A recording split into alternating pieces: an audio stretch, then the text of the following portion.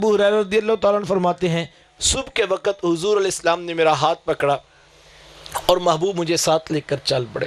چلتے چلتے حضرت ابو ہریرہ رضی اللہ تعالیٰ عنہ فرماتے ہیں حضرت فاطمہ رضی اللہ تعالیٰ عنہ کا آنگن آ گیا۔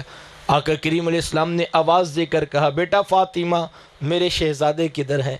اتنے میں حسنین کریمین دوڑتے ہوئے آئے تو حضرت ابو ہریرہ فرماتے ہیں میں نے اپنی آنکھوں سے دیکھا حضور نیچے زمین پر بیٹھ کے اور دونوں بازو کھول دیے اور پکڑ کر بیٹوں کو سینے سے لگا لیا۔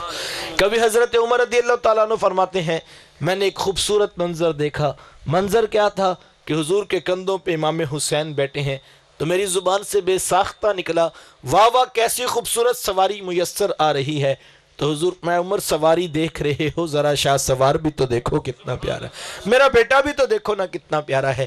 اور کبھی صحابہ فرماتے ہیں ہم حضور علیہ السلام کے پیچھے نماز پڑھ رہے تھے، آقا کریم علیہ السلام نے قیام کیا تو ہم نے بھی قیام کیا، محبوب علیہ السلام نے رکوع کیا تو ہم نے بھی رکوع کیا، محبوب علیہ السلام نے سر سجدے میں رکھ دیا اور ہم سب بھی سجدہ ریس ہو گئے۔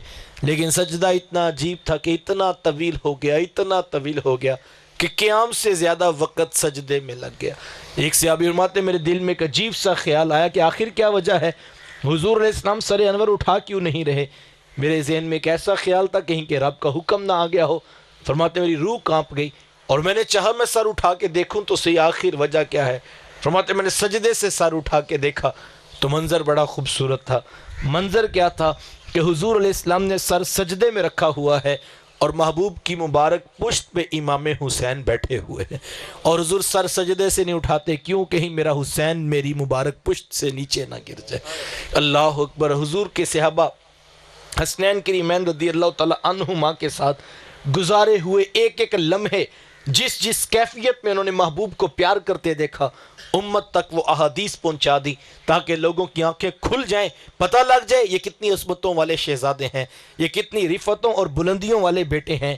اللہ کے نبی صلی اللہ علیہ وآلہ وسلم کے ساتھ محبتوں کا یہ عنوان حضرت اسامہ بن زید رضی اللہ تعالیٰ عنہ بیان کرتے ہیں۔ فرماتے رات کے وقت مجھے کوئی کام تھا محبوب علیہ السلام سے، میں آقا کریم علیہ السلام کی خدمت اقدس میں حاضر ہوا، میں نے اپنا دکھڑا سنایا، محبوب اتنے کریم تھے کہ میرا دکھڑا حل کر دیا۔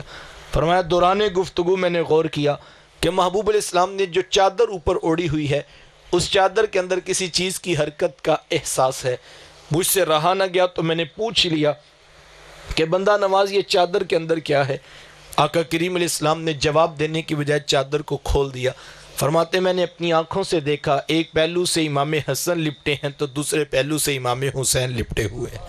حضور دعا کے ہاتھ اٹھا لیتے ہیں، اللہ اکبر۔ کبھی حضرت حذیفہ رضی اللہ تعالیٰ اپنی کہانی سناتے ہیں کہ ایک دن میں اپنی والدہ سے عرض کی امی اگر آپ مجھے اجازت دیں تو میں مغرب کی نماز محبوب علیہ السلام کے پیچھے نہ پڑھ کر آؤں، اور امی میں ساتھ میں وعدہ کرتا ہوں کہ میں اپنے لیے اور آپ کے لیے بخشش کی دعا بھی کرواؤں گا۔